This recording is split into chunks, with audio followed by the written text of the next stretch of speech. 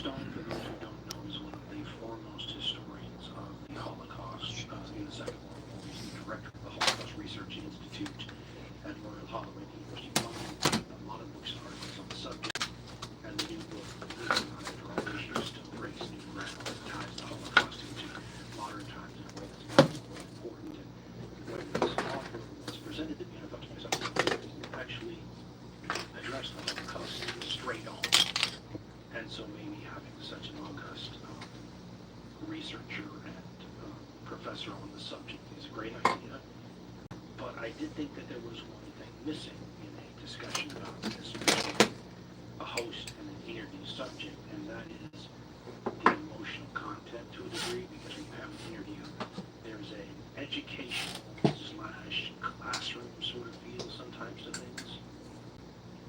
A high-minded discussion on a subject that is much more bloody and muddy and horrifying and traumatizing than can often be brought out in a straight conversation of the interview subject or the host. It doesn't lend itself to the level of color that a conversation between myself and you, where I can bring in things like eyewitness accounts and whatever, can do.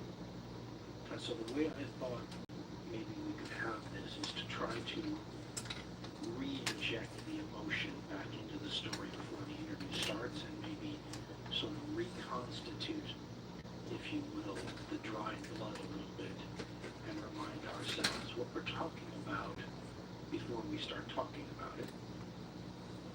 I mean, there's a legitimate point to be made about how long the memory of a terrible historical event remains fresh enough to emotionally impact us, because we can think, I'm sure you can, I know I can, of terrible, terrible historical tragedies from time immemorial, and they don't all affect us with the same level of visceral reaction.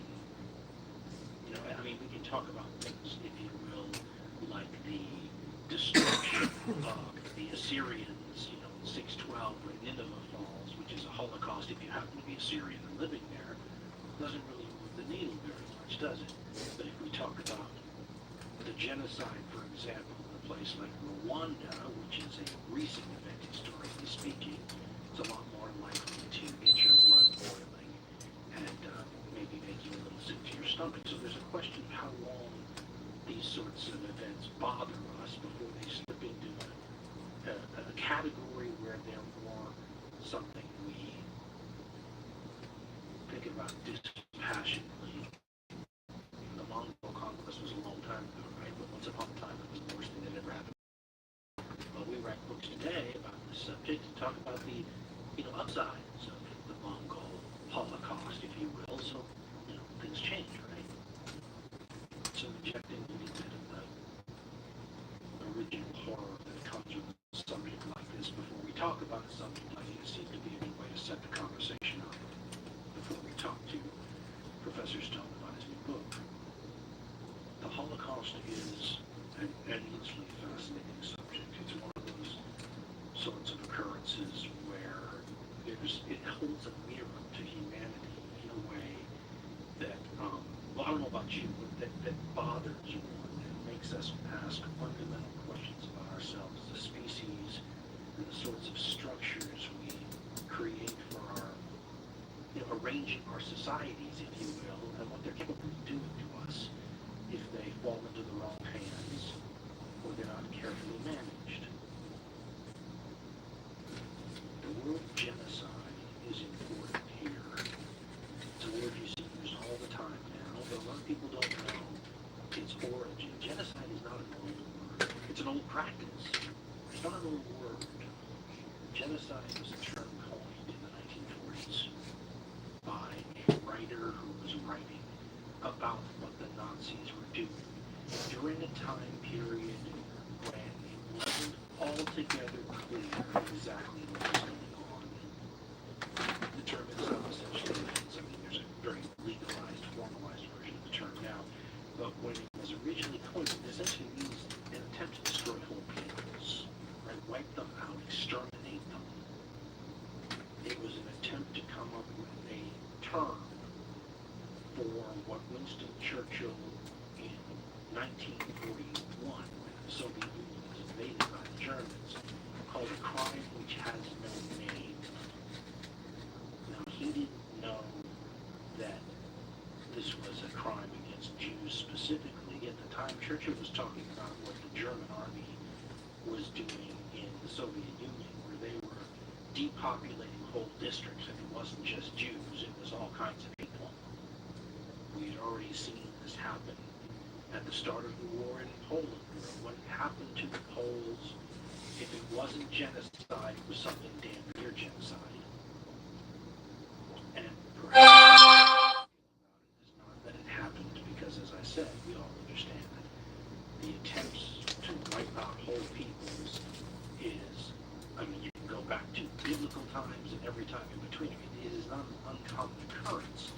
But what seems so strange is when it happens in the modern world, right? It's one thing to say, once upon a time, a people like the Huns or the Assyrians, or, I mean, you fill your mind with tons of people trying to wipe out peoples nearby them. It doesn't surprise us at all. But at a certain point, you think that societies and civilizations move past a point where you do that, or where the international structures, the laws, the agreements, the collective morality of us all has moved to a point where that sort of thing shouldn't happen anymore. And instead of that occurring, it in fact becomes somehow worse, where the modern organization of sophisticated states, right, like taking to Germany, 20th century states, harnesses the organizational and industrial power of these modern states and applies it to the job of trying to exterminate peoples. This is part of the problem of trying to talk about the Holocaust in the context of when it happened, because it happened during a time period where mass industrial killing and death was going on at a pace that is probably unprecedented in humankind. Sometimes you can point to certain times and places. China, for example, had certain rebellions where if you actually look at the death rate, how many people died, it might be comparable to certain world wars. But by and large, what was going on in the Second World War was on such a scale that when you talk about a particular people maybe losing 5 or 6 million of their members, this is a crazy thing to say, that it might not even be that noticeable. At the post-war war crimes trials, where the victorious Allied powers were all involved, the Soviet Union, which of course was one of the victorious Allied powers and had suffered mightily, maybe the worst of all, if not them and then China, but probably them, of any of the combatants in the war, they sometimes sort of resented the idea that anyone would focus on a Jewish Holocaust specifically, because their point was it's just entirely wrapped up in the greater Holocaust entirely, right? The horrific things that Nazi Germany and their allies did to everyone that they fought, right? 6 million Jews was the Jewish price that was paid, but look at what happened to the Poles, look what happened to the Russians, look what happened to them over and over and over again. All these peoples that were devastated. It was only after the Second World War that it started to seep in exactly what the Holocaust meant. And in the early 1960s, after the founding of the State of Israel, when Israel was going out and finding war criminals, right, Nazis that had eluded capture and had gotten away, and they got their hands, for example, on Adolf Eichmann in South America, where he was hiding out, and they brought him back, and they drugged him, and they flew him back, and they put him on trial in the early 1960s in Israel. And so much of the world's attention was focused on this, and by that time, the world had sort of internalized some of the, what the Soviets were talking about, the greater death that everybody had suffered, and brought out the specific attempts on the parts of the Nazis and their allies to wipe out Jews, at least Jews in Europe, but maybe Jews everywhere at a certain point. And Eichmann's testimony and what came out of the trial was so outrageous and had so many implications for modern humanity as a that began to build the knowledge and understanding, to some degree the fascination and intense examination of the Holocaust in a way that had been building up till that time. It really took off then. And then in the 1970s, there was quite a bit of work in popular culture and everything. And of course, now we have where the Holocaust is. We have obviously living under a rock and not be particularly educated to not have heard or know about it, but you might not know a lot about it. Hopefully we can add a little bit input information in that today. I imagine many of you know a great deal about it already, though. It's one of those modern sorts of occurrences that's hard to ignore. It is one of the ultimate examples of literary of man's inhumanity to man. And just when you think it can't get any worse, there's a story or a remembrance or a document or something else that listeners still believes that comes into play where you just shake your head and can't believe that humanity ever went there. In Winston Churchill's history of the Second World War. And if you really are interested in that series, by the way, don't buy one of the abridged versions. Go get your hands on one of the original works, because they include all the appendixes. Churchill throws in a lot of letters that he wrote during the war itself and communications that he had with other people. For example, in 1944, Churchill wrote a letter or a communique, and in it he talked about what was happening to the Jews in Hungary. Now, in 1944, even though ever since the war, people have been trying to figure out how much the Allies realized what was or wasn't going on in the occupied territories and in the places where Jews were being persecuted and killed. And Churchill in 1944 in this communique shows that they know something's going on. And listen to how he refers to it. It's in the appendix of Volume 6 in his history of the Second World War. The volume entitled Triumph and Tragedy. It is a communique from him to the Foreign Secretary of Britain, dated July 11, 1944, and he writes, "There is no doubt that this, persecution of the Jews in Hungary and their expulsion from enemy territory, is probably the greatest and most horrible crime ever committed in the whole history of the world. And it has been done by scientific machinery, by nominally civilized men, in the name of a great state and one of the leading races of Europe. It is quite clear that all concerned in this crime who may fall into our hands, including the people who only obeyed orders by carrying out the butcheries, should be put to death after their association with the murders has been proved. I cannot therefore," he writes, "feel that this is the kind of ordinary case which is put through the protecting power as, for instance, the lack of heating or sanitary conditions in some particular prisoner's camp. There should therefore be, in my opinion, no negotiations of any kind on this subject. Declarations should be made in public so that everyone connected with it will be hunted down and put to death." End quote. Let's recall that this is before the finding of the concentration camps, the death camps, the camps that the Nazis themselves referred to as annihilation camps.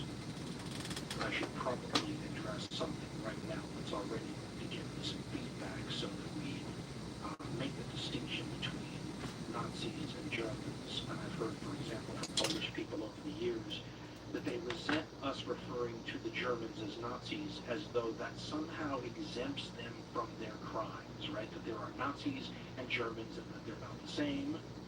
But I think we should point out that this is the Nazi period of German history, and that is a unique period in German history. Even if German troops, for example, in the First World War, were exceedingly harsh with the civilian populations in some places, right? The Germans are famous for collective punishment in the war. If some partisan shoots at a German soldier in the First World War, it is not unusual for the Germans to line up a bunch of civilian hostages and put them up against a wall and shoot them. But that's not Nazi activity. That's just, well, a lot of countries would do that, but the Germans and the Prussians specifically were very harsh about that kind of stuff.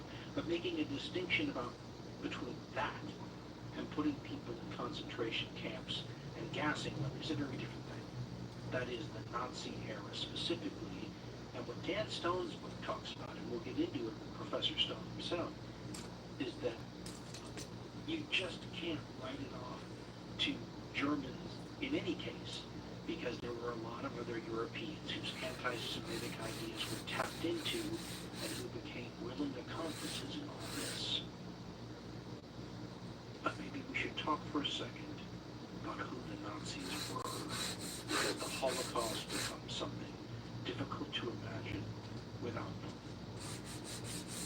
Trying to describe the Nazis is difficult. It's like a moving target, and there's a reason for that, but certainly they are fascinating to us even today. I've heard it said that if you are a writer and you want to increase book sales, all you need to do is figure out a justification for slapping a swastika on your book cover, and you can be assured of increased book sales.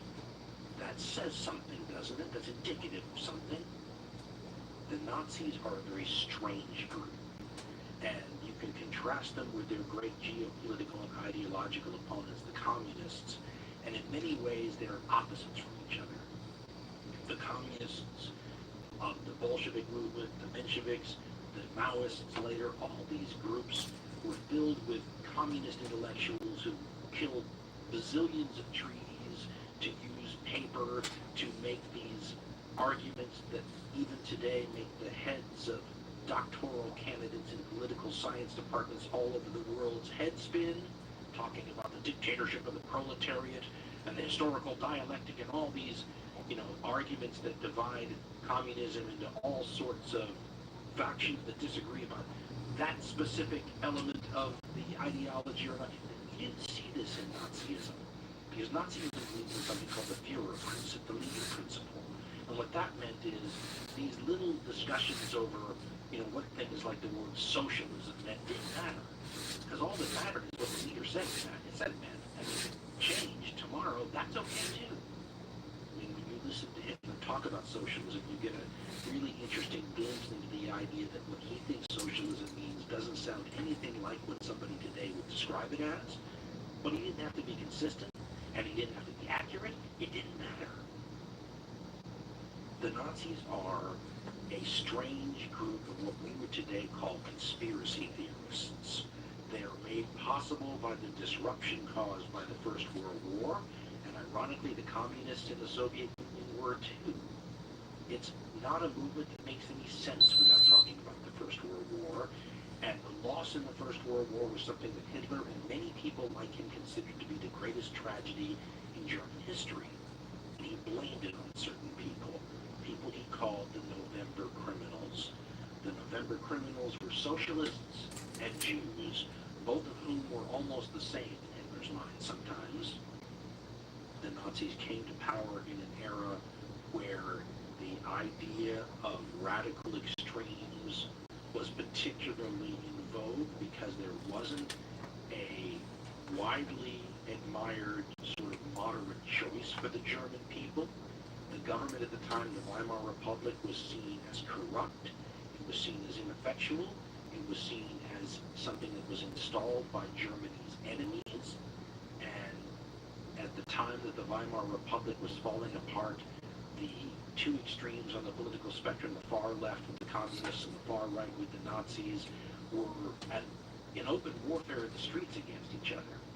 And so if you were an average German voter, your choices were the far left, the far right, or the discredited moderate government in the middle, which many people saw as no choice at all. There is an attitude in the United States, especially today, that the Germans were a left-wing movement, like communists and socialists.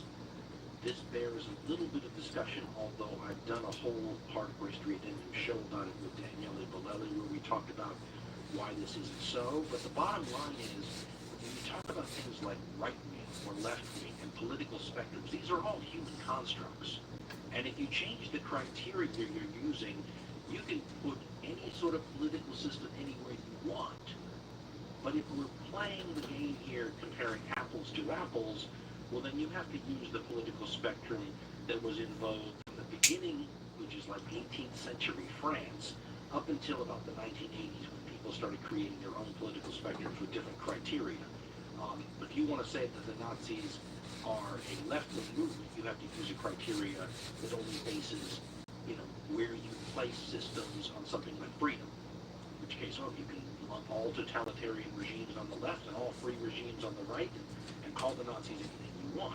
But traditionally, there's a list of criteria that's been used for time immemorial, and if you use that one, the Nazis fit firmly on the right. Let me show the differences very quickly between, say, the far left and the far right. The far right is nationalistic, right? They believe in a country, a nation, or a race. They're not internationalist. It's an us and them kind of philosophy. The far left is internationalist. Their belief is class-based, which means that people in other countries can be allies or countrymen just as much as people in your own country. I mean, the old communist line and socialist line was workers of the world unite. Well, that's not something people on the far right would say, because they don't want people from other countries united with them generally. They believe in their country. Workers of the world unite is an internationalistic phrase. The far-right regimes often harken back to a glorious past, a mythological past, a romanticized past that they want to take, the people back to, right? Whereas the far left are looking forward to some sort of glorious future, which has never happened before and is only made possible by things like the progression of systems, right? So the communists believe that capitalism eventually would destroy itself from its internal contradictions, and when it did, it would naturally progress to the next stage of economic human development, communism. So it looked forward to some sort of glorious, untested utopian future. The communists and the far left believed in the proletariat, the working class. The far right believed in the folk, or the folk, the racial society and community. The far left had an academic sort of patina on top of, their systems. In other words, a whole bunch of intellectuals debating this aspect or that aspect. Guys like Lenin or Trotsky or Kamenev or Zinoviev or Bukharin and all these, people that were economic theorists. The far right's mystical. And the Fuhrer principle believes in the idea that the charismatic leader can determine all this for himself. Both the far right and the far left can be considered populist at times. And if you're somebody that thinks that the name, the Nazi Party, which is officially the National German Socialist Workers' Party, the National Socialist German Workers' Party, proclaims that they are socialist, you have to dig a little deeper into what that means. First of all, never take movements or the names of nations at face value, because there's always some marketing going on. So, for example, if you look at a place like North Korea today, North Korea is a hereditary dictatorship, right? A hereditary dictatorship. They're an autocratic society. But what's their official name? They are the Democratic People's Republic of North Korea. So they have both the words democratic and republic in their name, even though they're nothing like either one of those systems. The Communist Chinese are the People's Republic of China. The Islamic dictatorship of Iran is the Islamic Republic of Iran officially. So these are all marketing terms. And Hitler made it very clear in Mein Kampf that they would often laugh at the fact that they would choose these phrases that would confuse the German public about what they were all about. So if you go read Mein Kampf, by the way, which is Hitler's, let's call it a manifesto, written when he was in prison. And he was sentenced to prison because he was part of a failed coup. And when he was in prison, he dictated this book to his followers. It was meant to be a political document. It's propaganda, but it does tell you quite a bit about his thinking. And in it, he talks about choosing symbols that are normally associated with the far left, but doing it deliberately. And in Mein Kampf, Hitler writes, quote, "The red color of our posters in itself drew them," meaning the communists and socialists, "to our meeting halls. The run-of-the-mill bourgeoisie were horrified that we had seized upon the red of the Bolsheviks, and they regarded this as all very ambiguous. The German national souls kept privately whispering to each other the suspicion that basically we were nothing but a species of Marxism, perhaps Marxists, or rather socialists in disguise. For to this very day these scatterbrains have not understood the difference between socialism and Marxism. especially when they discovered that, as a matter of principle, we greeted in our meetings no ladies and gentlemen, but only national comrades, and among ourselves spoke only of party comrades. Let me stop for a minute and just say what he's basically saying is they were using even the terminology that communists used when they greeted each other as comrades, and they found this even more confusing. He continues, quote, "The Marxist spook seemed demonstrated for many of our enemies. How often we shook with laughter at these simple bourgeois scarecats at the sight of their ingenious, witty guessing games about our origin, our intentions, and our goal. We chose the red color of our posters," he writes, "after careful and thorough reflection, in order to provoke the left, to drive them to indignation, and lead them to attend our meetings, if only to break them up, in order to have some chance to speak to the people." End quote. When Hitler talks about Reds, by the way, he's talking about the communists. When he talks about using terms like he's not using ladies and gentlemen, but he's using party comrades and all that, that's all communist sort of terminology too. But the Nazis were fanatically anti-communistic. Those were their main enemies, and they saw the communists as being a Jewish movement.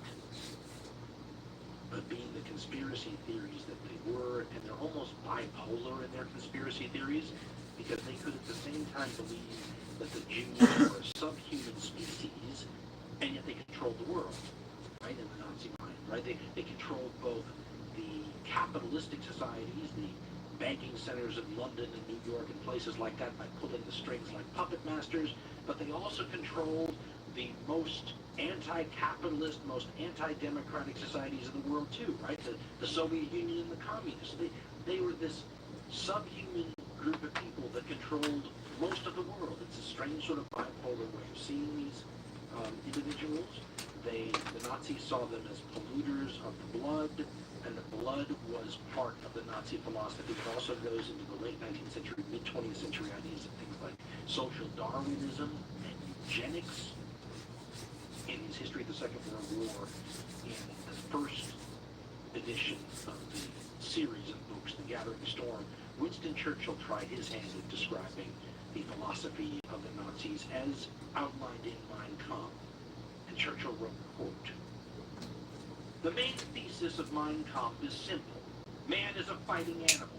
Therefore, the nation, being a community of fighters, is a fighting unit. Any living organism which ceases to fight for its existence is doomed to extinction. A country or race which ceases to fight is equally doomed. The fighting capacity of a race," Churchill writes about Mein Kampf, "depends upon its purity, hence the need for ridding it of foreign defilements. The Jewish race, owing to its universality, is of necessity pacifist and internationalist. Pacifism is the deadliest sin, for it means the surrender of the race in the fight for existence. The first duty of every country is therefore to nationalize the masses.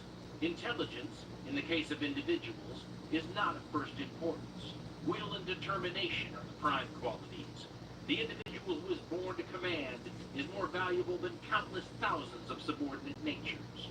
Only brute force can ensure the survival of the race, hence the necessity for military forms.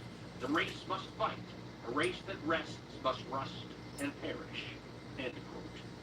He then points out that the aristocratic principle, meaning the rule of a single individual like a king, is fundamentally sound, and intellectualism is undesirable. Then you get to the socialism part when it comes to Hitler's view of the party. Now, it should be pointed out that when people will talk about the Nazis as a socialistic left-wing movement, they often will quote things from the party very early on in the party's history, the early 1920s, for example, which is a decade before Hitler comes to power. Those sorts of ideas predated Hitler in a lot of respects, and by the time he comes to power in the early 1930s, he completely transformed the party and exiled or often murdered the people who believed in socialism as a real thing. I've heard described the Nazi Party when Hitler took over as a corporate shell, or the equivalent of a corporate shell, where he goes in and just takes the forms and then revamps it all to suit his viewpoint. If you want to hear Hitler describe socialism, you have to decide which speech you want to try to pin him down on, because he changes his mind all the time. And again, part of the leader principle, the Fuhrer principle, that's just fine.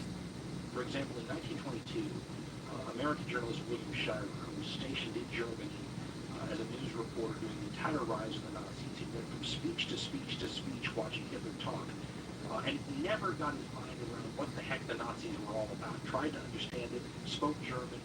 Shirer quoted Hitler in a speech describing what socialism was in 1922, and this is a definition that would apply to Americans who believe in the Second Amendment, the flag, God, and the singing of America the Beautiful with your hand over your heart.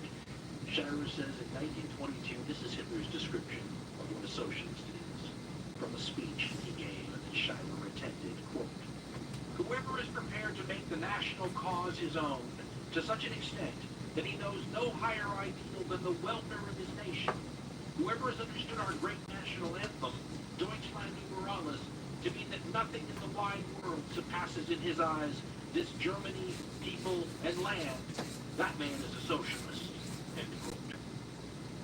Then there's the messianic leader side of this. There is a religious, pseudo-religious belief in the almost God-chosen role of this Fuhrer figure in the country that defies rational analysis. This is the mystical side of Nazism, and it's discussed in historian Stefan Malinowski, who was born in Berlin, by the way. He's at the University of Edinburgh now. Historian, he describes it in his book, Nazis and Nobles. And this is an important thing to pay attention to because, as one of my history professors said once, when you're trying to nail down the political allies, the place you would put someone on the political spectrum, right, of the communists far left or far right, or the Nazis far left or far right, he said, don't listen to what they say, look at who they associate with, right? Judge them by the company they keep. And Malinowski writes about the weird, messianic, charismatic rule of the Fuhrer and how that plays into the whole system. This is something that was not a part of Bolshevism, at least not until Joseph Stalin's time, when the cult of personality took over. And Malinowski writes, quote, "Although they certainly did not see eye to eye on every detail, the general thrust of the Fuhrer follower ideal, a concept that stood in stark opposition to the democratic and egalitarian social models, represented one of the most significant bridges that facilitated relationships between the different groups of the emergent new right. There were two main reasons for this. Firstly, the concept contained various diffuse but eminently powerful blends of irrational, messianic, pseudo-religious elements that were comfortingly similar to the new right's typical rhetorical and symbolic idiom. And secondly, both the ideal and the reality of National Socialist Führertum came to signify a system of charismatic personal rule that was worlds apart from democracy's anonymous elections and the cold mechanisms of modern bureaucracy. Indeed, the Nazis' ideal Führer was a decisive warrior who had been annealed by the Stahlgewitter, literally the storm of steel that was rained down by artillery fire, and represented the antithesis of the feeble, desk-bound bureaucrat." End quote. He says that this ideal of charismatic rule was a phenomenon that was rooted in irrational, religious, and emotional forces. And now, based on this idea of judging a movement by the company it keeps, right? So if the Nazis are socialists, then you would think of people who would talk about, labor unions and trade unions, about the ownership of the means of production. I mean, there's a whole lot of things that go into what socialism or communism is. But the Nazis didn't work with workers. They worked with management. They worked with the giant corporate firms that made Germany the industrial powerhouse that it was. And there was a partnership between the two. In this fantastic movie, economic historian Adam Tooze, in The Wages of Destruction, talks about a very famous meeting between the Nazis when they first come to power and the great industrial firms in Germany on February 20th, 1933.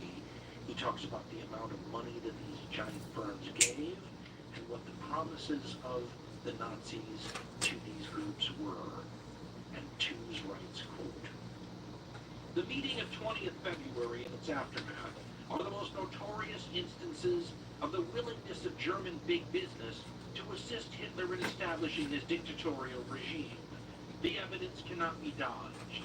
Nothing suggests that the leaders of German big business were filled with ideological ardor for National Socialism before or after February 1933, nor did Hitler ask Krupp and Company to sign up to an agenda of violent anti-Semitism or a war of conquest.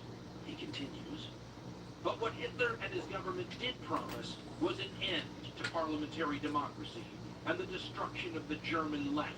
And for this, most of German big business was willing to make a substantial down payment. End quote. How substantial are we talking about? Well, Adam Tooze runs down some of the big contributions from the big industrial giants in Germany to the Nazi Party, to the kingdom. The crucial early support that allowed them to solidify their position, and he writes, quote, the largest individual donations came from I.G. Farben, 400,000 Reichsmarks, and the Deutsche Bank, 200,000 Reichsmarks. The Association of the Mining Industry also made a generous deposit of 400,000 Reichsmarks. Other large donors included the organizers of the Berlin Automobile Exhibition, 100,000 Reichsmarks, and a cluster of electrical engineering corporations, including Telefunken, AEG, and the Accumulatorium Fabrik. End quote. Again, if we are judging a movement by the company it keeps, the German Nazi Party is aligned with groups of military, paramilitary by this time, veteran soldiers like the Stahlhelm and the Freikorps, who go after socialists and communists in the streets with their fists or worse. Hitler is appointed chancellor initially, the first time he gets in there, by the old field marshal, the Prussian field marshal von Hindenburg, who was himself a devotee of the German emperor and was a virtual military dictator of Germany in the last couple of years of the First World War. No violent revolutionary he. And if you look at the geopolitical allies of Germany in the Second World War, they're all right-wing regimes. They all prosecute and persecute socialists and communists. I mean, my goodness, by the standards of the traditional political spectrum, it would be hard to find a more right-wing regime than the Imperial Japanese of the Second World War era. They worship a divine emperor, for goodness sakes, along with the persecution, jailing, and or worse, of the socialists and communists in their midst.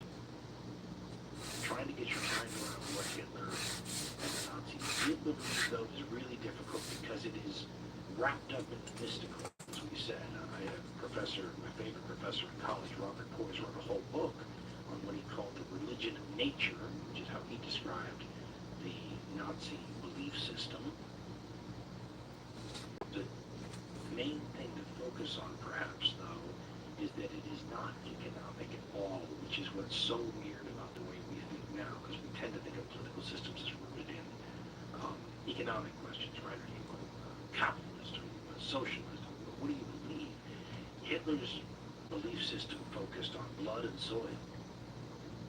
William Shirer, in his book The Rise and Fall of the Third Reich, says that Hitler said on many occasions that his whole philosophy was rooted in something called the Volksgemeinschaft, which is a certain kind of racial community rooted in blood and soil. But Shirer says, you know, he heard multiple Hitler speeches where Hitler said this is the whole key to understanding Nazism, and it never once sounded the same, and Shirer never understood it.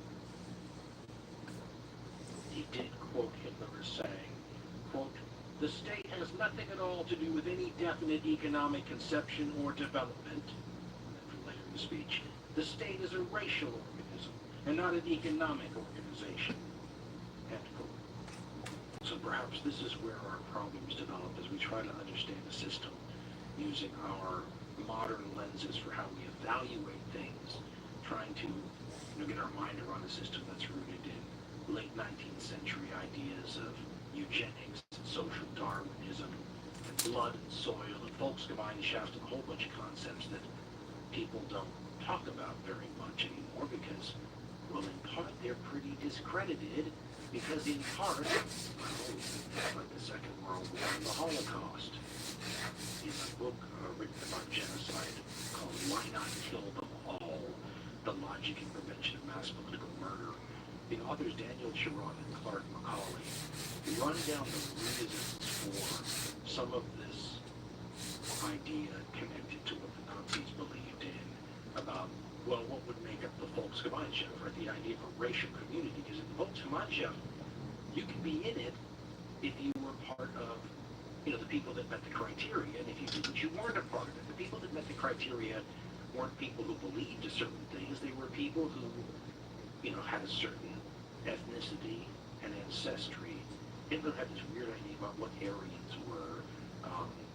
In his mind, they were Nordics. So you think Scandinavians, right? Blonde hair, blue eyes, those kind of people.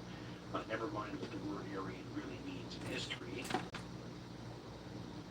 In Why Not Kill Them All, the authors point out that if you believe everything about a culture and people revolves around race, then the biggest threat to that reality is people that would dilute or pollute or breed the race out of existence.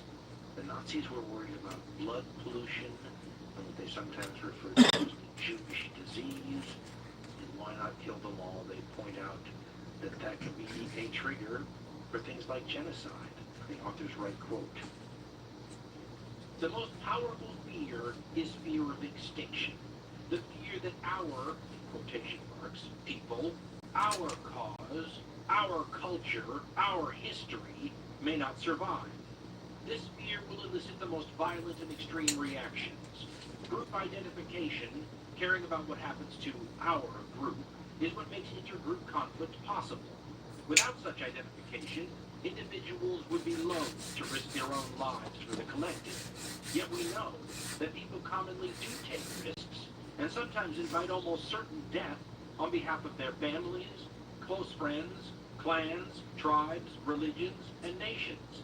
Those groups developing the most powerful common identification are those that promise some kind of immortality. Few are willing to die for their tennis club, but many are willing to die for a cause, religion, ethnic group, or nation in which the individual can continue after death through the survival and success of the group." End quote. To then point out this particular attitude that the Nazis had, which is rooted in things like the Volksgemeinschaft, this racial community, and the fear that it might be polluted by inferior blood. And they write, quote, "Fear of pollution or contamination is a particular kind of survival fear. The fear that the group as we know it will not survive, even if many of its members do. The group will exist in the future only by losing what is most important and distinctive about it, and being amalgamated with some other group. The relevant emotion for this kind of survival concern combines fear with disgust. Fear of pollution is not so much a threat to the physical continuation of the group as to the essence or nature of the group. Hitler's obsession," they write, "with the Jewish disease and race mixing, fantastic as it may seem to those who do not take such pseudoscience seriously, was a deep fear that his idealized Germanic race would not survive, combined with disgust for what he perceived to be the increasing Judaization of the world." End quote. So if this is your number one fear, and if you think Jews control the world, and if you're giving speeches saying that if the Jews, because they control the world, plunge the world into another world war, they're sort of going to reap the whirlwind, what do you do? I mean, what's the logical answer, the logical solution to that sort of problem? Well, in Nazi Germany, it starts almost immediately. Once the Nazis gain power, Jews have to start wearing identifiable symbols so people know who they are. They quickly get banned from multiple kinds of professions, right? We can't have them in positions of power. Then the persecution starts, right? The Kristallnacht type events, the pogroms, the smashing of windows, the destruction and boycotting of businesses. Then all of a sudden, it moves to something that would be recognized by people, for example, in the Americas, because it's, Hitler's reading about these sorts of things, and he likes the approach that the Americas took to the native indigenous peoples, right? Put them on reservations. He has For a while, his people think about putting Jews and subhumans on specific reservations and keeping them isolated there. Then they talk about things like exile. They look to places like Madagascar, right, the big island off the eastern coast of the African continent at one point as a place to maybe send all your Jews.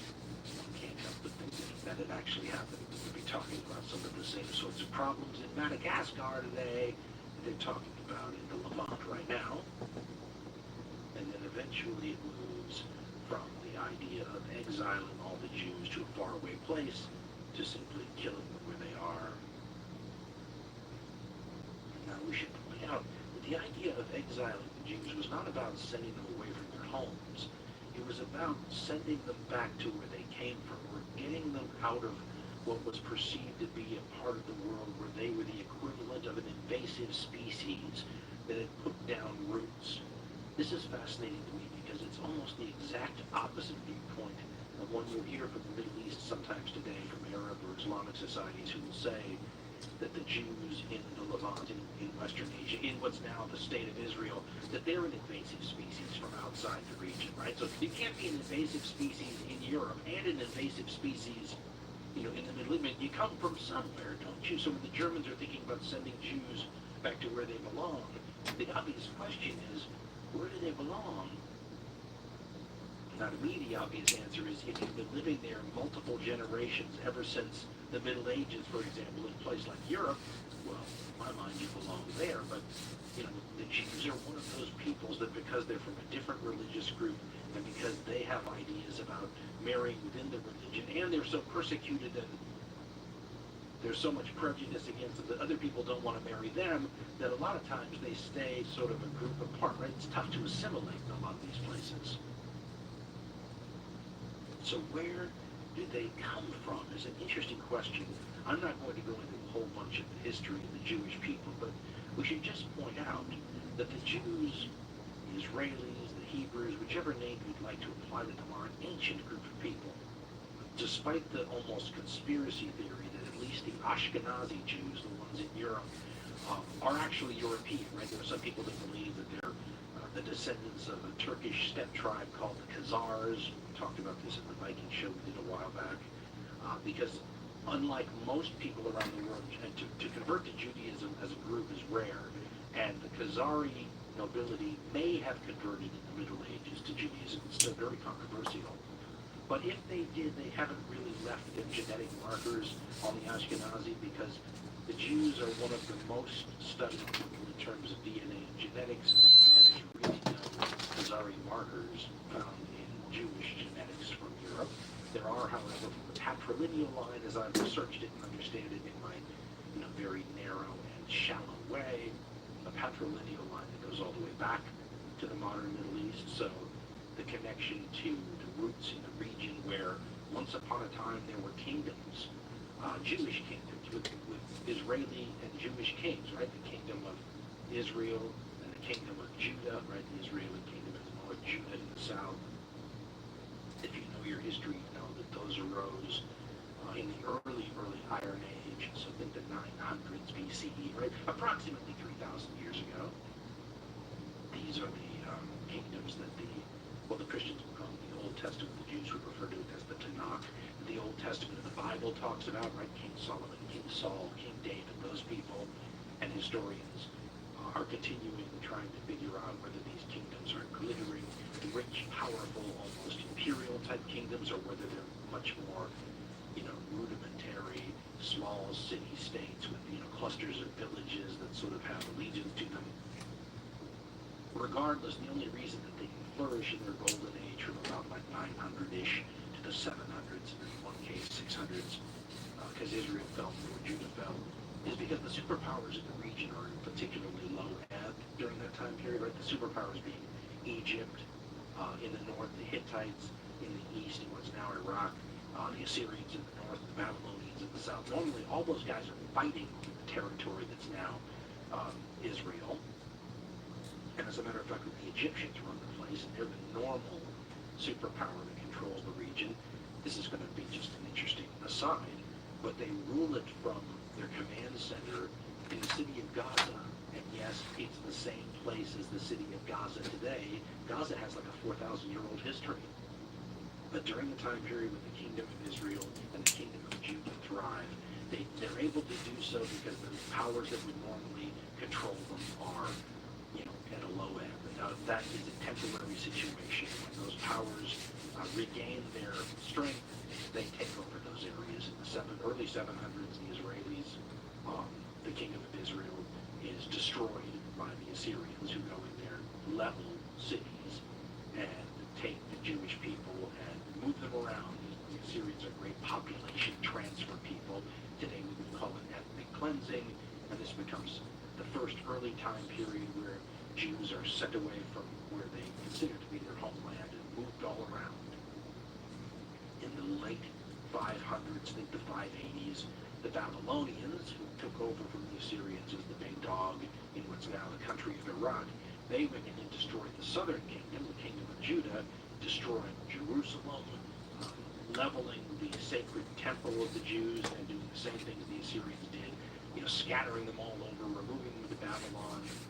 And it's in the early 500s, like the 530s, Cyrus the Great, right? The guy who founds the Achaemenid Persian Empire gets such wonderful, publicity in the Old Testament of the Bible, the Tanakh, when he supposedly or allegedly allows the Jews to return back to those areas, rebuild the temple, and if not gain political control again, because the Persians weren't going to let anybody rule that area but themselves, then to sort of be the local governors in charge of their own destiny as long as you pay your taxes to the great king of Persia. And of course, as we all know, right, that the Persian Empire is destroyed and overthrown by Alexander the Great in the 300s.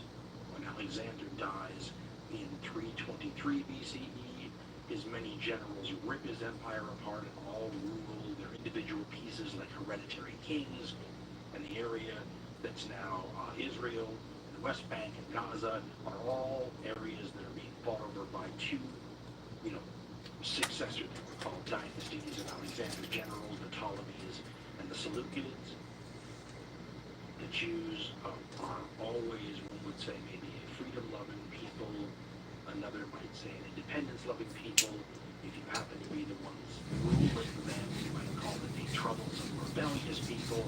But they're always rebelling against the local rulers. In the 160s, there's something called the Maccabean Revolt, which revolt against the Seleucid government, and they gained control of the region again for a while until the Romans come in 64 BCE and sort of conquer the place for good.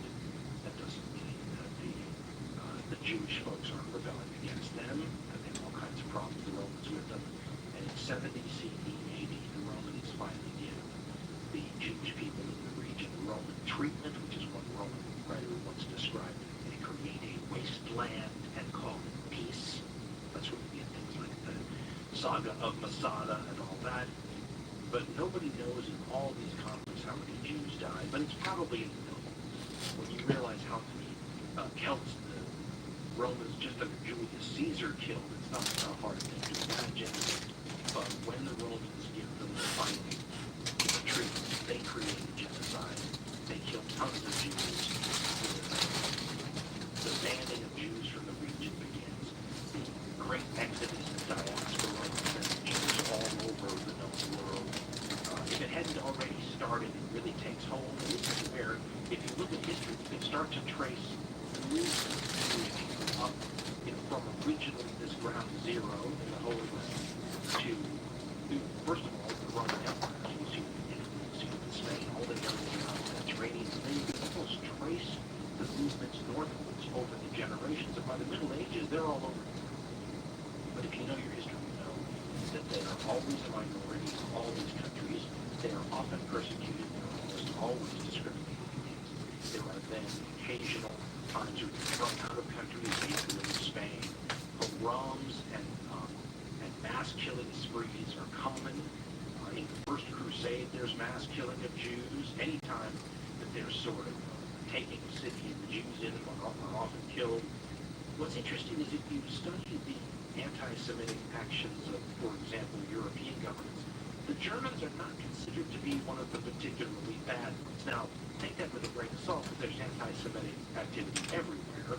But the Russians had maybe the worst reputation up until the Second World War, with tons of pogroms, and many of the Jews that immigrated to the United States in the golden age of Jewish immigration did so coming from places like Russia due to the persecutions and pogroms.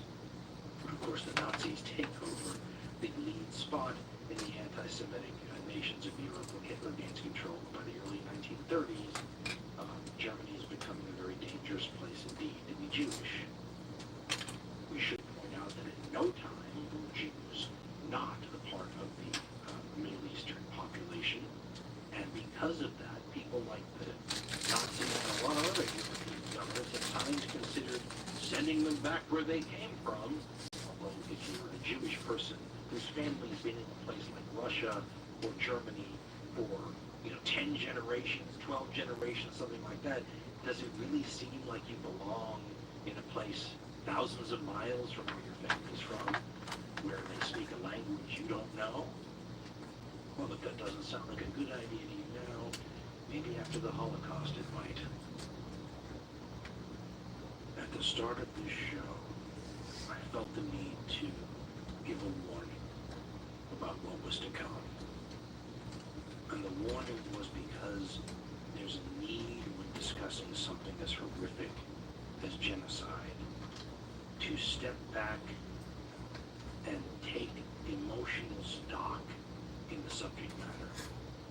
You can have an intellectual discussion, and those are important. Engaging the mind and reason when discussing these things is key. But if you do that without re-injecting the psychological trauma into the conversation, then you run the risk of having a sterile dialogue or monologue, which is not a whole lot different than what some of the perpetrators of a genocide like the Holocaust were having in conference rooms where people served coffee and showed documents and discussed logistics and challenges and numbers. In other words, one needs to fuse the intellectual with the emotional in order to be in the right frame of mind.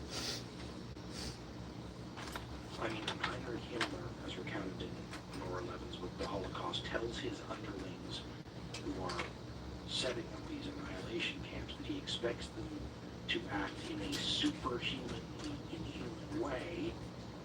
Well, that's easy to say in the conference room. It's a whole different situation when you're actually on the ground acting in a superhumanly inhuman way. We also need to understand, as I say about all of the past, there's no way for us to understand it. There's no way to put ourselves in the shoes of the people here.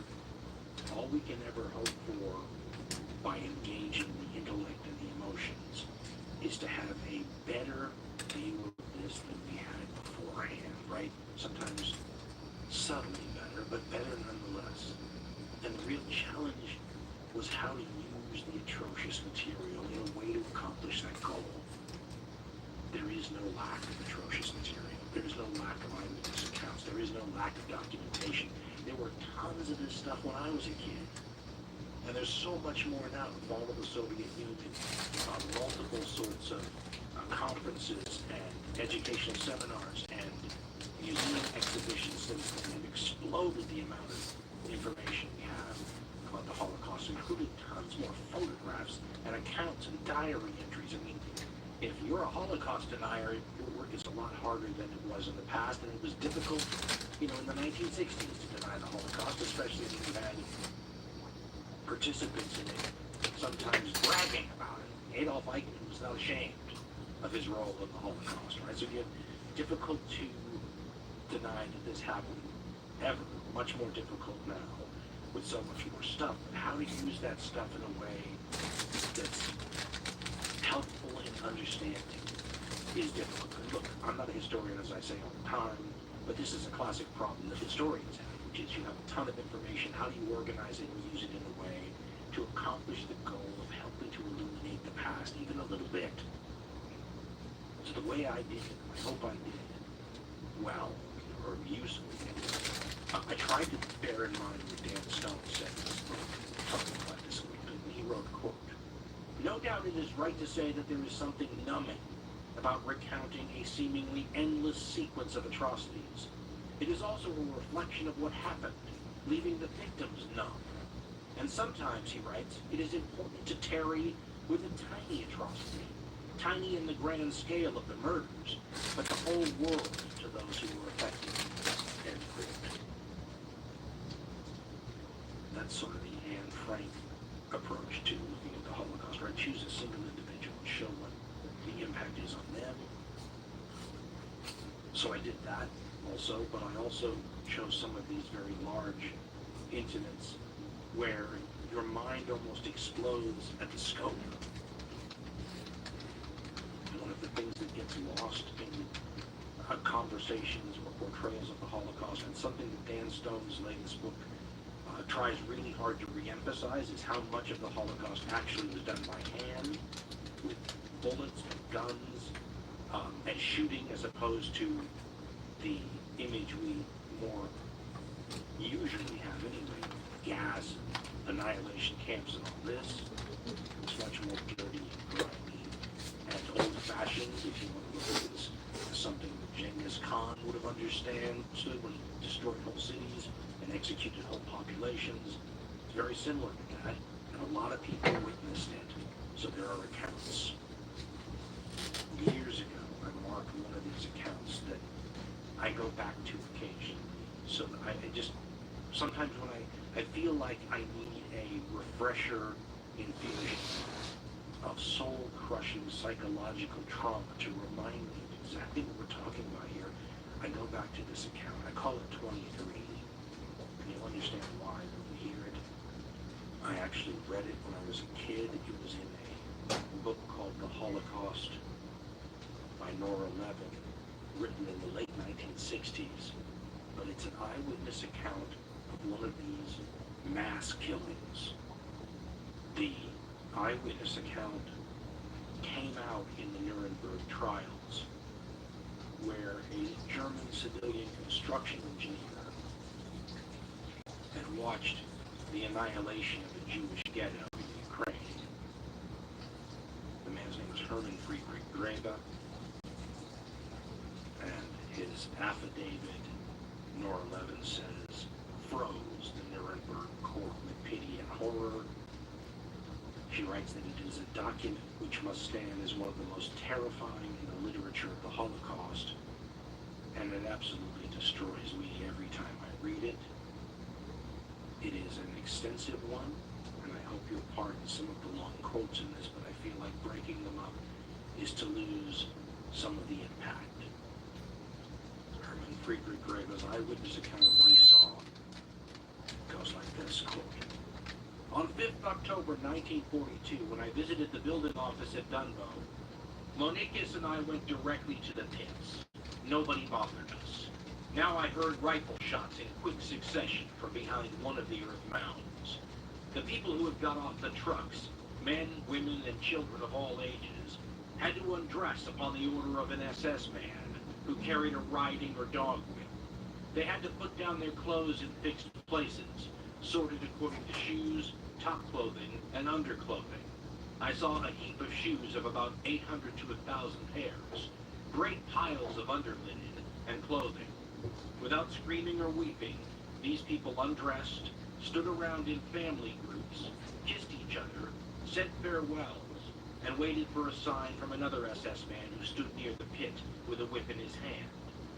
He continues, "During the 15 minutes that I stood near the pit, I heard no complaint or plea for mercy.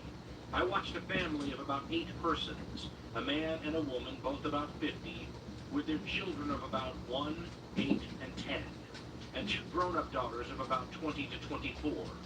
An old woman with snow-white hair was holding the 1-year-old child in her arms and singing to it and tickling it. The child was cooing with delight. The couple were looking on with tears in their eyes. The father was holding the hand of a boy of about 10 years old and speaking to him softly. The boy was fighting his tears. The father pointed toward the sky, stroked his head, and seemed to explain something to him. At that moment, the SS man at the pit shouted something to his comrade. The latter counted off about 20 persons and instructed them to go behind the earth mound. Among them was the family which I have mentioned. I well remember a girl, slim and with black hair, who as she passed close to me, pointed to herself and said, 23. I walked around the mound and found myself confronted by a tremendous grave. People were closely wedged together and lying on top of each other, so that only their heads were visible. Nearly all had blood running over their shoulders from their heads. Some of the people shot were still moving. Some were lifting their arms and turning their heads to show that they were still alive. The pit was already 2/3 full. I estimated that it already contained about 1,000 people. I looked for the man who did the shooting, he testified. He was an SS man who sat at the edge of the narrow end of the pit, his feet dangling into the pit. He had a Tommy gun on his knees, and he was smoking a cigarette. The people, completely naked, went down some steps which were cut in the clay wall of the pit, and clambered over the heads of the people lying there, to the place where the SS man directed them. They lay down in front of the dead or injured people. Some caressed those who were still alive and spoke to them in a low voice. Then I heard a series of shots. I looked into the pit and saw that the bodies were twitching, for the heads lying already motionless on top of the bodies that lay before them. Blood was running from their necks. I was surprised that I was not ordered away, but I saw that there were 2 or 3 postmen in uniform nearby. The next batch was approaching already. They went down into the pit, lined themselves up against the previous victims, and were shot. End quote. When you read account after account of these incidents, part of what was called the Holocaust by bullets before the Holocaust by gas really got going, it's just as organized sometimes, just as mechanized and institutionalized, but there are crazy aspects to it. Try to imagine this case and moving through it. There are certain parts of it that are stupid, but bother me more than others. Like, for example, there's an account by a German general who went to one of these mass killing sites, and he talked about all these people having to wait in long lines, like up to a mile long, as they inched their way towards the killing pits, as the people in front of them slowly but surely were wiped out, and that there were stops along the way, and at this stop you take off your clothes, at this stop you drop off your valuables, and the people knew what was going on. In the book Soldaten by Solzhenitsyn and Harold Webster, they quote German Major General Walter Brum's description, his eyewitness account of one of these, as he says, lining up for death sort of incidences, and the general says, quote, 6 men with Tommy guns were posted at each pit. The pits were 24 meters in length and 3 meters in breadth. They had to lie down like sardines in a tin, with their heads in the center. Above them were 6 men with Tommy guns who gave them the coup de grace. When I arrived, those pits were so full that the living had to lie down on top of the dead. Then they were shot, and in order to save room, they had to lie down neatly in layers. Before this, however, they were stripped of everything at one of the stations. Here at the edge of the wood were the 3 pits they used that Sunday, and here they stood in a queue. He says that 1.5 kilometers long, it's about a mile long, which approached step by step, a queuing up for death, he says. As they drew nearer, they saw what was going on. About here, they had to hand over their jewelry and suitcases. All good stuff was put into the suitcases, and the remainder thrown on a heap. This was to serve as clothing for our suffering population. And then, a little further on, they had to undress, and 500 meters in front of the wood, stripped completely. They were only permitted to keep on a chamois and knickers. They were all women and small 2-year-old children. Then all those cynical remarks. If only I had seen those Tommy gunners who were relieved every hour because of overexertion carry out their task with distaste. But no, nasty remarks like, "Here comes a Jewish beauty." I can still see it in all my memory. A pretty woman in a flame-covered chamois. Talk about keeping the race pure. At Riga, they first slept with them, and then they shot them to prevent them from talking.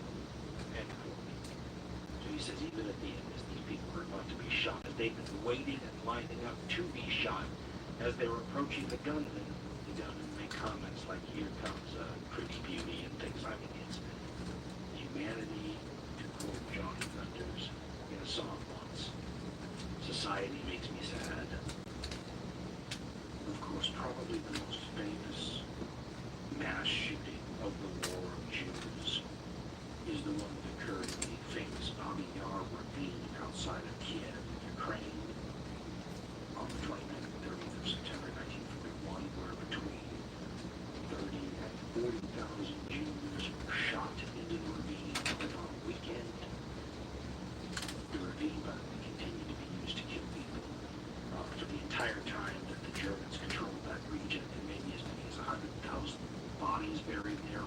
They were cremated eventually and pounded into dust, but the entire area is a giant charnel house. There was a horrible story Nora Levin told in her book, The Holocaust, where the guy who was in charge of the killings was giving a tour in the spring, right after Babi Yar's occurrence, and the person who was with the architect of the killing said he was shown the ravine itself, and he said during the spring thaw, small explosions were exploding the dirt up into the air, and that was a result of the spring thaw bringing gases in all of the bodies buried underground to the surface. And the architect of the killing was really with a man named Paul Lobo, said that even my Jews are buried. And Babi Yar, by the way, is not even the worst of the mass killings of Jews anymore. There are at least two that are thought to be larger than that.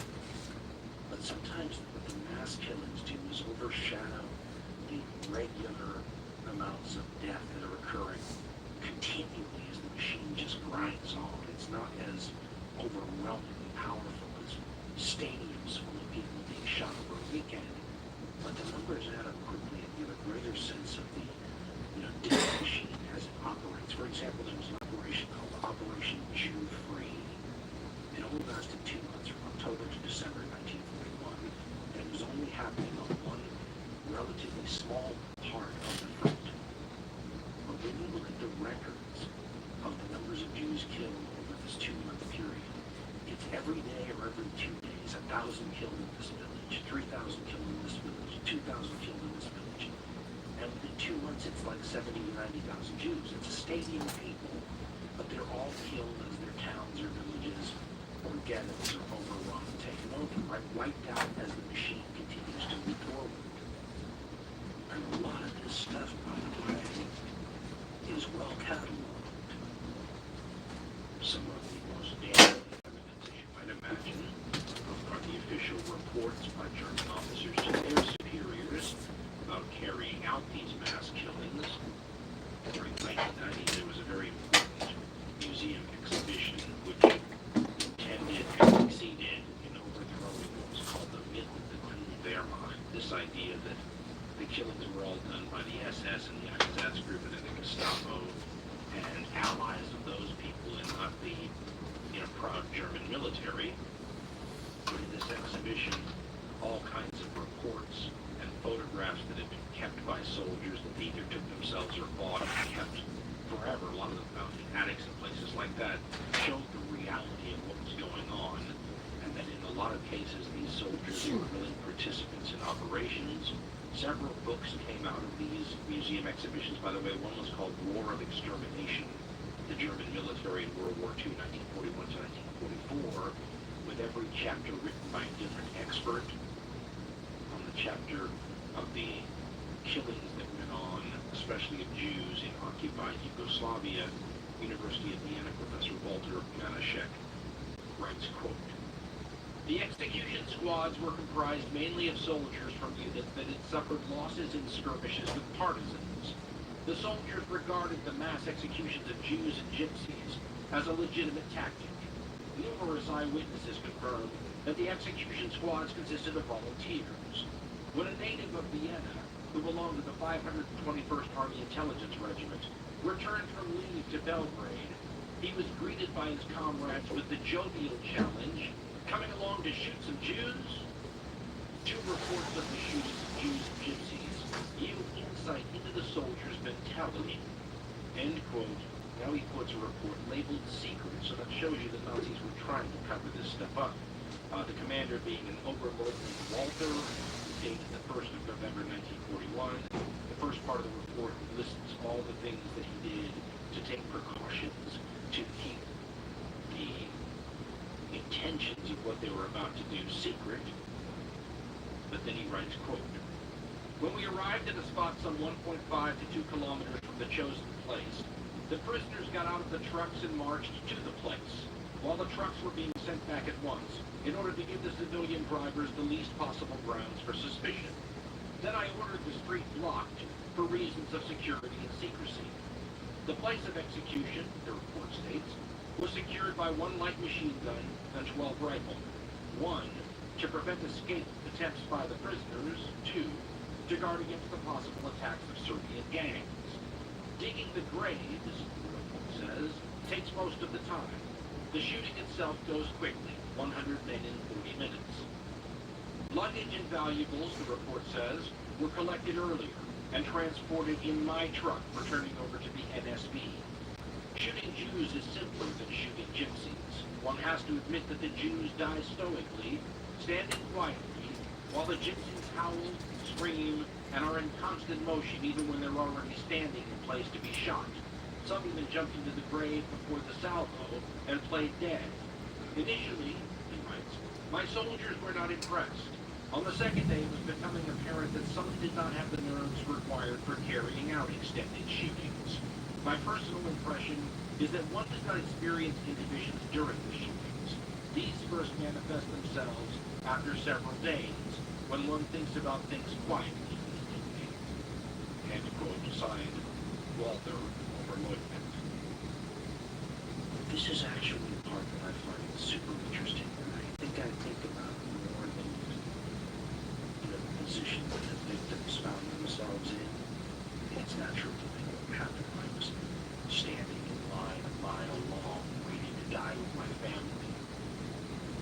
But there's something about being the perpetrator, not the victim, but the victimizer, that makes one curious about humanity, because these people in the line waiting to die, the victims, there's no choice in it, there's no agency, there's no thinking about it for decades afterwards. But what about the guy who has the submachine gun sitting on the edge of the pit, with a cigarette in his mouth, dangling his legs off the side of this horrific scene? Well, it's interesting because it kind of goes both ways. You have the people that are really on it, and the people that actively enjoy it. It's really like 2 sides of humanity's coin, right? Let's start with the people who seem to enjoy it. In his book, The Holocaust and Privileged History, Dan Stone talks about collaborators, as he calls them. And it is a sign that you do not have to be a Nazi to be anti-Semitic.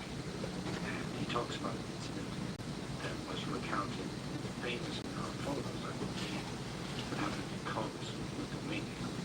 And Stone writes, quote, "Across the occupied areas of the Western Soviet Union, local collaborators willingly took part. Some did so out of hatred for the Jews, wrapped up in the anti-communist belief in so-called Judeo-Bolshevism. Though again, it should be stressed that this was a form of anti-Semitism first and foremost, since one did not need to hate Jews to be anti-communist. But the combination of these two hatreds made a ferocious synthesis.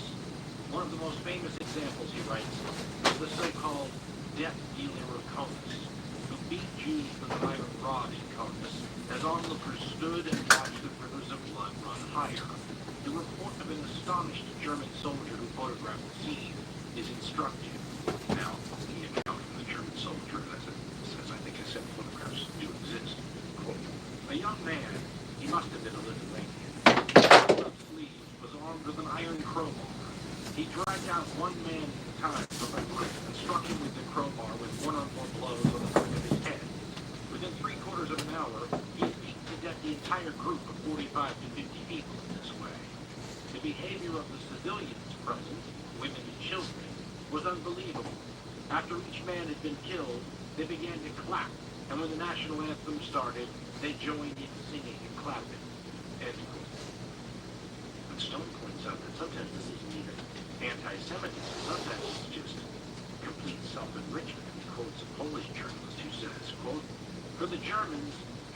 Jews are 300 enemies of humanity. For the Lithuanians, they are 300 pairs of shoes, trousers, and the like. End quote. There are some weird psychological things going on in all this, too, and I don't attempt to speculate on what they were. But when I was growing up, there was this feeling, because this was the sort of thing that was used as a defense of the for war crime trials, that a lot of these people found themselves in positions where they just had to follow orders and do distasteful things. But there's enough evidence out there to show that a lot of people enjoyed this. A lot of people wanted to watch. Execution tourism was such a problem that the German leaders often had to issue severe reprimands, warning, we can't have this happen again, but it did. People would show up in their bathing suits, women would show up. There's one incident recounted in the book Soldaten by Solzhenitsyn and Harold Meltzer, where they talk about a group of Berlin police officers who were musicians and performers, who think of like entertainers, who asked if they could take part in the execution, just for the experience. And in the book, the authors write, quote, Daniel Goldhagen, writing about one of the few known cases of this sort, concluded that Germans in general were motivated by a kind of exterminatory anti-Semitism. Goldhagen focused on a Berlin police unit consisting of musicians and performers that was sent to the front to entertain troops in mid-November 1942. They asked the commander of a reserve police battalion in the German town of Luckau if they could take a turn shooting Jews at an upcoming execution. Their request was granted, and the entertainers spent the following day amusing themselves by murdering people. Holocaust historian Christopher Browning also mentioned this incident, but the question remains, did the Germans in question need anti-Semitic motivation to find killing fellow human beings and entertaining pastime? One of the authors who's trained in social psychology goes into all the reasons a human being might find this an interesting option. He says, quote, the police officers in question enjoyed doing things they would never have been allowed to do under normal circumstances. They wanted to experience what it felt like to kill without fear of consequences, to exercise total power and do something extraordinary and monstrous, free from the possibility of any negative consequences. This is what sociologist Gunther Anders has called the, quote, chance for an unpunished inhumanity, end quote. For some people, senseless murder was apparently a temptation that could hardly be resisted. Violence of this nature needs neither a motive nor a reason. It is its own motivation, end quote. While it's clear that there was enormous amounts of anti-Semitism in the German army,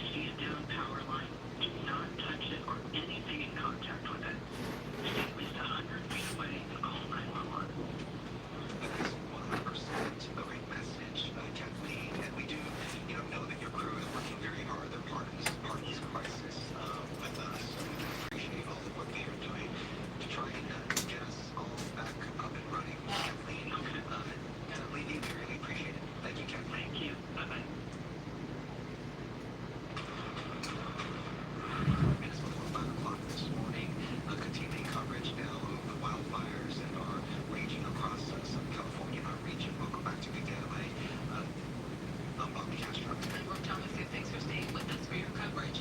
Let's take a look at some, a bit of, what we have going on here. Okay, so take a look at this. These are just some of the fires that we're following, burning in our area. The Palisades fire there to your left, still sitting at 0% containment this morning. And I believe the acres burned so far, more than 17,234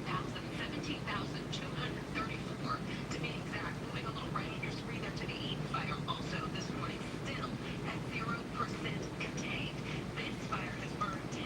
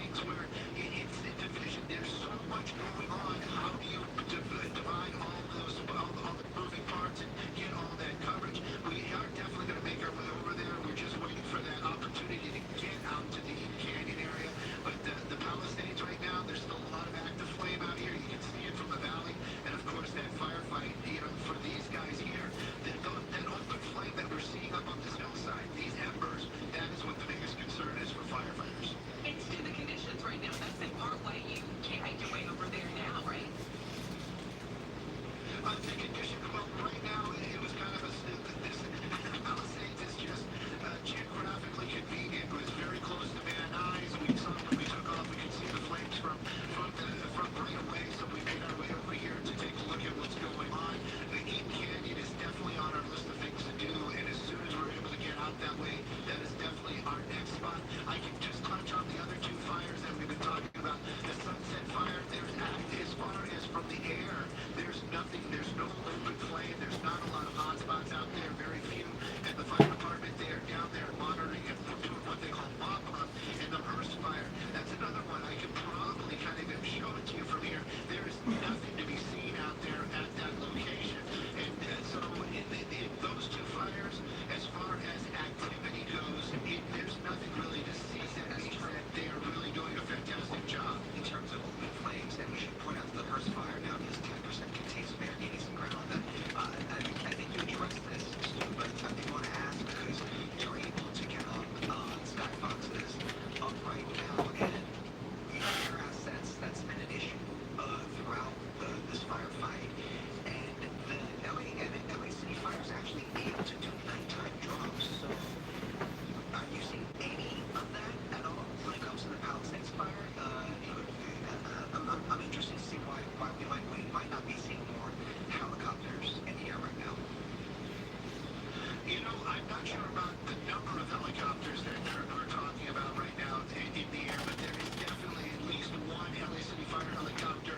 We've been up for about almost 3 hours, just over 2 hours right now. And we have been watching one lone helicopter out here just picking up the water, doing the drop, picking up the water, doing the drop. And they are making some headway out here with just that one helicopter. As far as resources go, I can tell you from the mechanical side, being with helicopters all the time, they have regular scheduled maintenance. LA City Fire Department, their helicopters do the same thing. And of course, they have crews that they might have to be switching out. So there's probably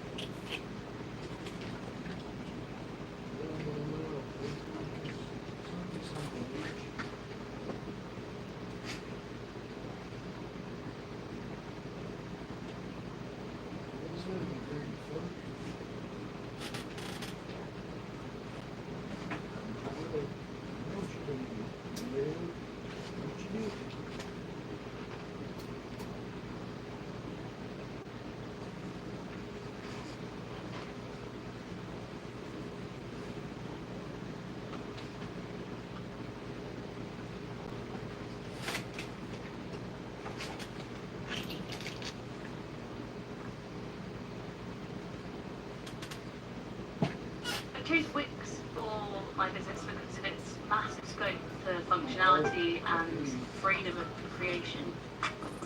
Being able to integrate and change and develop at my own pace. I offer a range of products and services to manage it all. Cement might be the way to go because, yeah, from the structures that we have seen that are standing, they are cement, the rest are just reduced patch.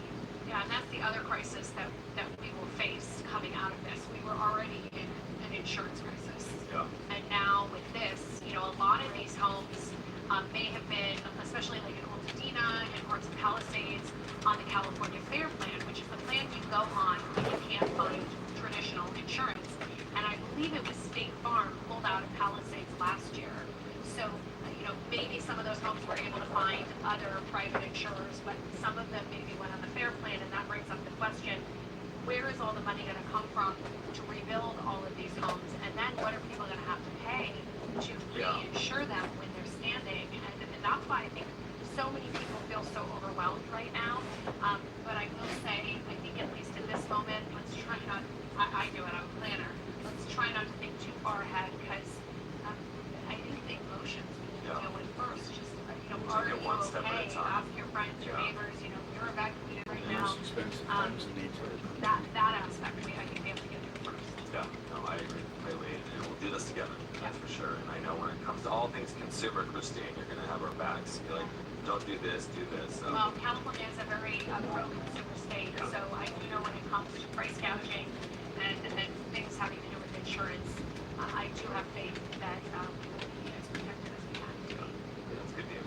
Some optimism in the light of all of this, so really want to hear. But as for people in the fire zones, they're dealing with the loss of their homes and properties that we've been seeing all month long.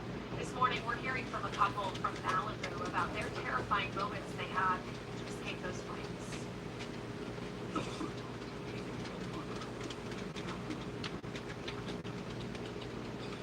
You can hear Alec Gellis there struggling to breathe and coughing as he ran to his car from his girlfriend's apartment Canyon Cottage. He says he was trying to save the home, similar to what he did a month ago. You may remember him once you see him. I think Jasmine Neal had an interview with him. Yeah, when the last fire that went through that area, he saved his house and 5 other homes from the Franklin fire. It was like a vortex of efforts. There was no oxygen. I couldn't breathe. I barely could get into my car. It's not, you know, a month, less than a month, my lungs were even better from the last time. Still coughing from the last fire. Yeah, but this time, he could not save his girlfriend's home, which burned to the ground, as you see there. And Kelly Lauren, she lost everything she owned, including a lifetime of journals. I lost all my writing, like all my books.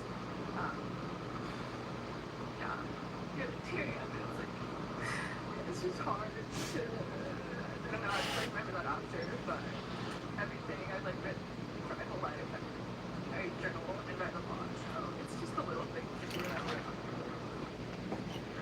People's stories makes you kind of emotional. Yeah. She lost her home, and the couple did say that they're thankful and just thinking that what else they could have lost, including lives. Sometimes you gotta put things into perspective. As long as you're alive and safe, your loved ones are, then everything will be okay. Yeah, for sure. We want to go back to the Eden fire, about 35 miles away in Altadena and Pasadena. That's where KCAL News reporter Amanda Starantino is, and she joins us live this morning from the neighborhood where home after home has been destroyed. And that's what we've been showing you all morning, but it's all coming because of this. The fire is still burning on the ridge here. This is the Miller Canyon open space. We're up a little higher now, getting in the foothills, and we're right alongside that open space. And the flames actually just got huge just minutes before we went on air. So we are on the corner of Chapman Court and Church Canyon Place here. A lot of the homes actually in this community still standing, but there are, you know, the few that did catch some of those embers here. So these homes right here on the corner still looking good. We're seeing the remnants, but from the crazy wind that went through with the trees still down here. But for the most part, compared to what I've been showing you all morning, this neighborhood actually looks quite clear, even though we're seeing those flames come up just behind us on this canyon road. But as we move closer to the hillside here, we see these homes still standing. It's very desolate in this neighborhood. No one is here. This is the Lavina community. But this home, right when you come up, you start getting to this fire road here. And unfortunately, most of it. Whatever you do it for less at Harbor Freight.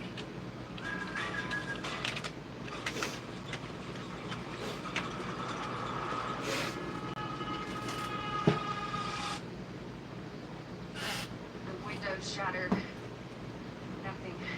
Most of this home, at least the wall's still standing here, but for the most part, the fire did get to this. So as we see the fire still burning on this ridgeside, again, this is the Miller Canyon open space. I checked, we're about like 4.5 miles east of where the fire originally started here in Altadena, just above Midwick and Altadena Drive. But if you look through here, this area still, it all burned. It came all the way down to here, and they were able to stop it and push it back. It did unfortunately get this one home. The rest of the homes, though, in this cul-de-sac have been saved. And we're walking up the fire road here, and you can start to see just how close the flames are in this ridge line behind us. So this is all open space, already burned, so it shouldn't be moving down this way, but it's still burning there. We actually are not seeing too much area right now. Have seen some since so they are still active, but thankfully things are still extremely calm this morning, which is good. So there's that they're going to stay there, and that was unfortunately not the case yesterday. And that's why we're seeing all these homes just burned down to the ground completely. But this area definitely all burned. It's hard to see just because the sun's not quite out yet. The flashlight's not strong enough either. But you can see just how close it came to the entire community right here. And firefighters were able to save it. As we drove through this neighborhood, we're getting a better look at this house here too. When we drove through this neighborhood again, most of these homes did make it still safe. But we can see through the window right here, just what's left. It's absolutely heartbreaking to see. So just another example of what these communities are facing, guys. Yeah, Amanda, you know, I keep saying it, but it really is true. Look at these images, especially when looking at them through your TV. It doesn't look real. It looks like you're on the internet. And it all looks the same, kind of. Spread out for so many miles. It all looks the same. It's home after home. We can barely see it. Cars are completely gone. Just destroyed and ruined. I'm actually shocked that we're able to see the building still standing. What's left of it all burned up. We're just seeing the flames light up in the sky and eventually collapse. That is just tragic. That yesterday morning, but you know, this fire, it went all the way down to this house. Did not make it. Many in this neighborhood did, and the flames still go just a little bit. I mean, I can't even tell you how close we are, but we're pretty close to the continuing to burn fire. I don't know if we can make it up there. We're gonna keep looking around here for now, guys. But okay, we're gonna try to walk up. We can try to walk up. We're talking like a little bit more. The air quality here actually is not too bad. I am keeping my mask on. It's lowering. Yeah, it's not too bad. So the air quality is not great. It's very, very smoky. That's why I'm keeping my mask on. It's not enough to actually hurt my eyes. So